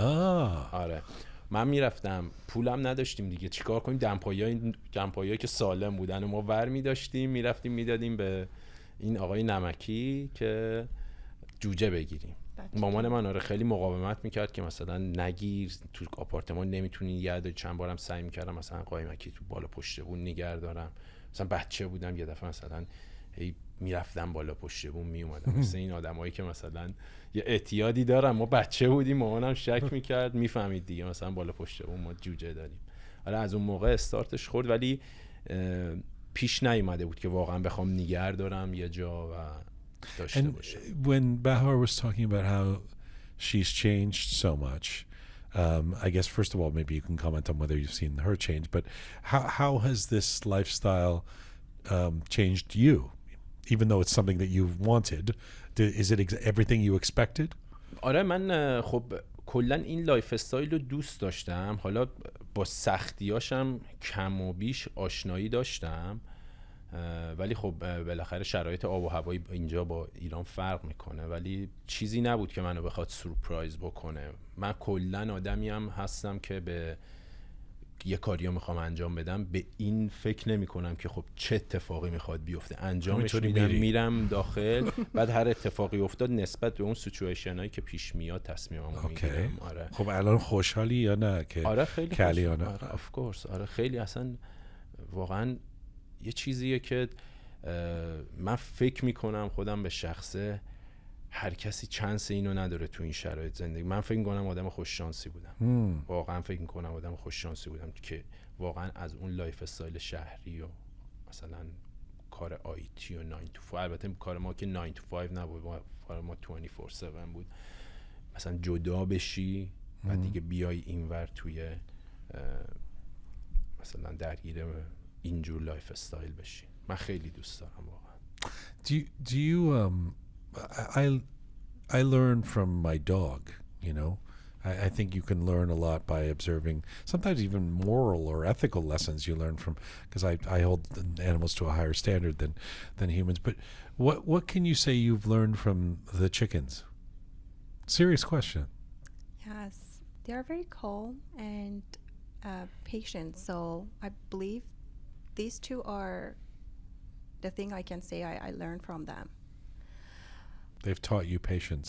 Yeah, they're very calm. So that's why when you are experiencing any anxiety or stress, the moment that you get close to them and start feeding them, interacting with them, you completely get disconnected from whatever is occupying your mind. And this is the... People talk about that with horses, for example. Yes. You know, and this is kind of, that's animals bring that Definitely, too. Yeah. they distract you from whatever is like keeping your mind busy. What would you say you've learned from the chickens? واقعا آره این چیزی که بهار میگه دیسترکت میکنه خیلی واقعا جدا میکنه از اون کار و استرس و اینا. زمانی که میری نزدیکشون میشی میبینیشون مثلا احساس میکنی که دیگه جدا شدی از اون. حالا من از کار خودم، حالا استرس های خودشو داره، جدا شدم، میام هر موقع برمیگردم از سر کار میام میرم تو بکیارد، بعد اکثرا اینا مثلا میبینی دارم میام میبینی مثلا تو خونه همسایه و صداشون میکنم، چون صدام کنم میان، مثل دقیقا مثل سگ دنبالم میکنن. آره اسمشون هم میدونه؟ اسمشون هم تقریبا پت و مت و بعد نایروبی و پنگوان خیلی رو اسمش هست.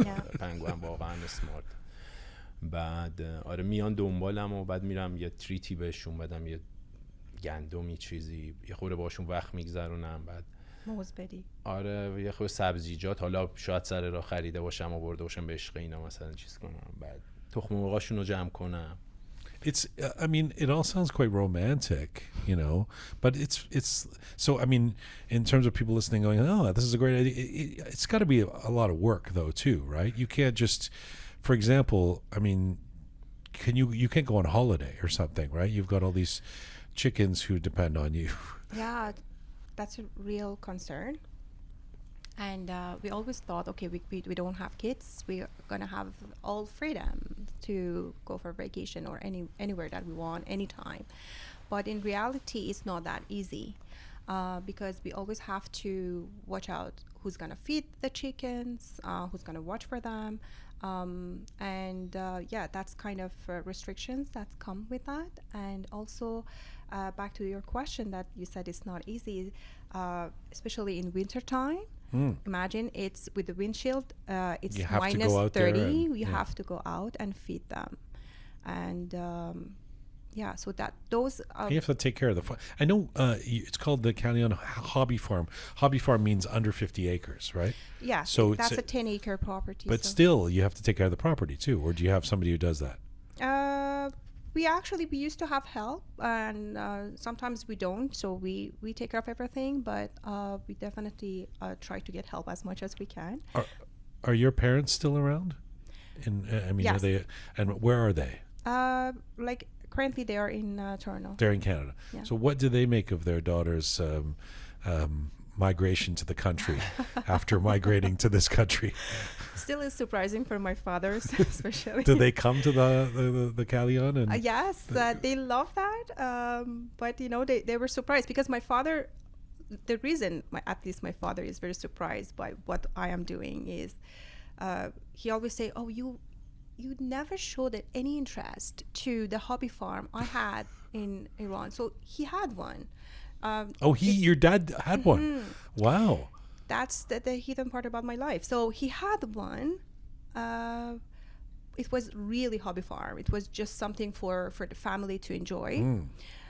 But believe it or not, that guilt is still with me because I was visiting that property just, I would say, once in 2-3 months, going for a few minutes. And You didn't get it. surprisingly, my father had chickens there, but I never go to It took a visit. hot fiance to convince you that know. you need to. And right to now, look at my life. And he said, how come? What changed you?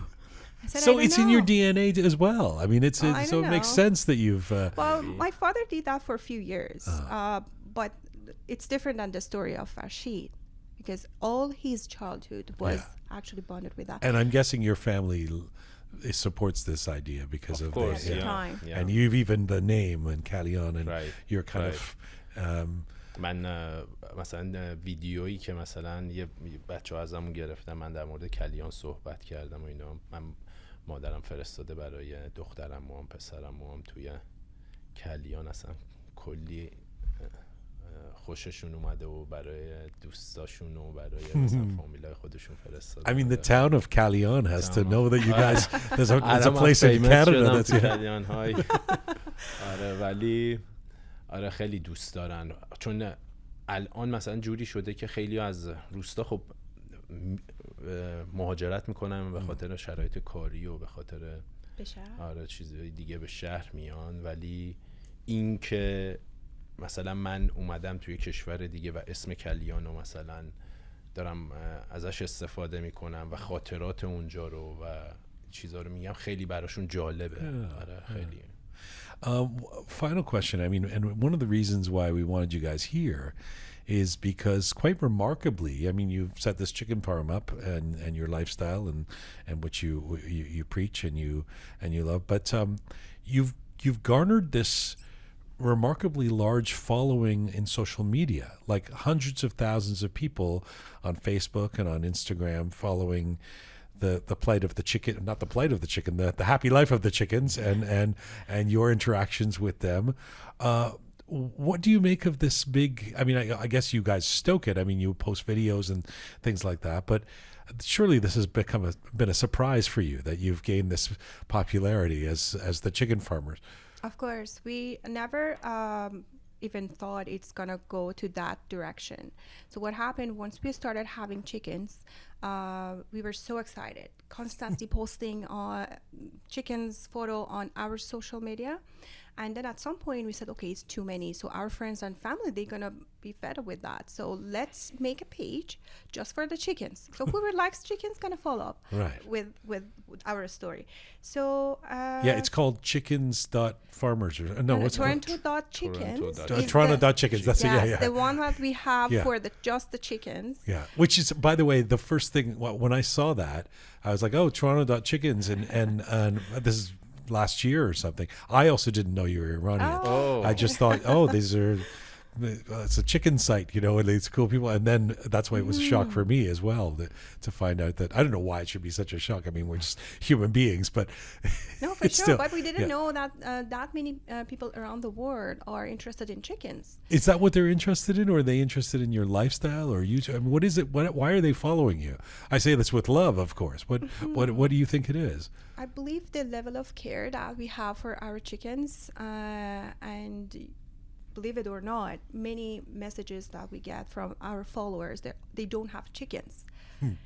But they love following us, and they know each of the chickens that we have. They know their names, their characters. And once, if they are not seeing one of them for a while, they follow up with us. What happened to Mahmoud? So Right, they're concerned. Yes. Yeah. I mean, these chickens are going to become little rock stars. People are going to want to come and visit the chickens and, take photos with the chickens. Yeah, they are. We receive many requests like that, but we are encouraging people to come to Kalyan Hobby Farm if they want to see the chickens, because some of them are in our backyard where we live, which is close to the Kalyan, but we still encourage people to... What do they... People just can't show up, though. They should contact you, right? Yes, Yeah. but Kalyan Hobby Farm is the place that basically they can come and see the chickens. Do you have I mean, the story is so sweet, but I mean, it's okay if you have a business imperative behind.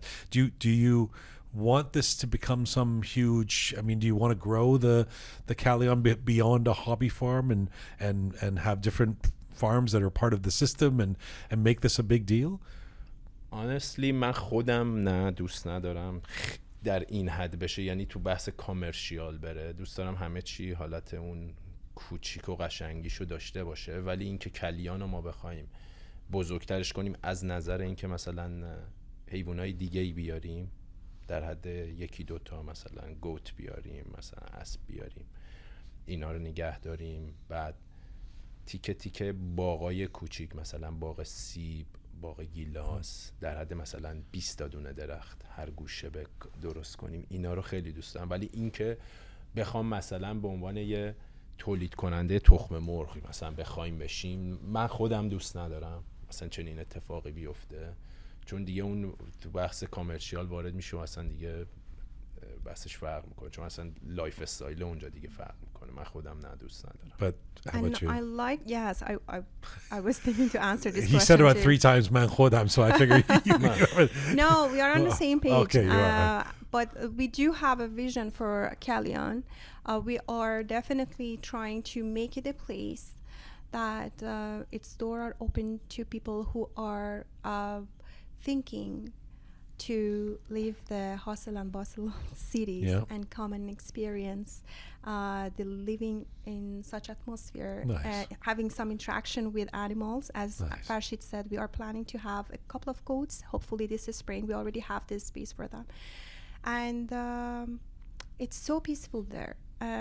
And we really like people come and experience the magic of nature. So I can't imagine once you have the goats, there's going to be such characters, that people are going to be following the story of the goats, and that you have to name them, come up with good names.